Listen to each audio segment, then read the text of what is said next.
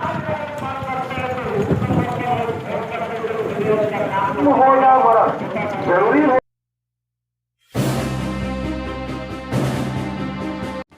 सरायकेला जिले के प्रभारी डीसी अरवा राजकमल ने शुक्रवार को जन्म मृत्यु पंजीकरण जागरूकता रथ को हरी झंडी दिखाकर रवाना किया।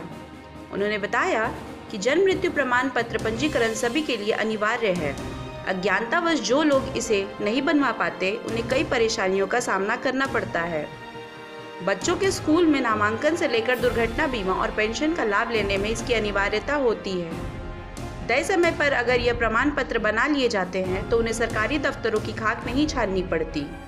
वहीं विलंब होने पर प्रखंड और एसडीओ कार्यालय का भी चक्कर काटना पड़ता है, साथ ही जुर्माना भी देना पड़ता है।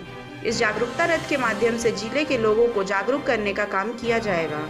उन्होंने बताया कि पिछले साल जिले में 1500 जन्म प्रमाण पत्र और 3800 मृत्यु प्रमाण पत्र बने हैं। India news viral Bihar Jharkhand की रिपोर्ट।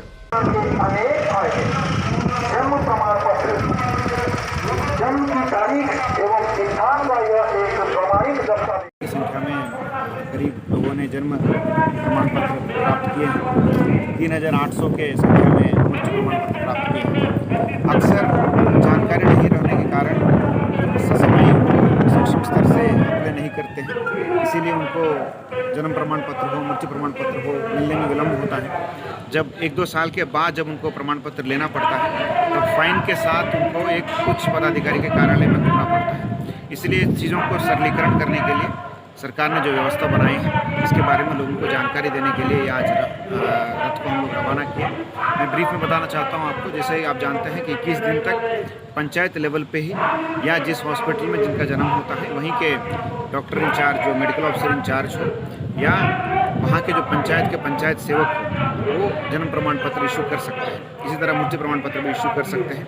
यदि 30 दिन मतलब 21 से 30 दिन तक उनको फाइन के साथ वो देने का प्रावधान है, लेकिन 30 दिन पार जब कर जाता है वो हायर अथॉरिटी में जाना पड़ता है, ब्लॉक लेवल पे। जब 1 साल से ऊपर हो जाता है तो ये एसडीओ के पास चला जाता है। तो जैसे आप जानते हैं कि एसडीओ अनुमंडल में एक ही पदाधिकारी रहते हैं, कई सारे काम उनके पास रहते हैं और फिर एक जाँच पड़ताल भी करने की आवश्यकता होती है सही में उसका डेट ऑफ बर्थ क्या है। तो इसलिए मैं मानता हूँ कि सरलीकरण जो कर दिया है सरकार के द्वारा, इस संबंध में जानकारी लोगों को मिलना चाहिए, इसीलिए आज रथ को रवाना किया है।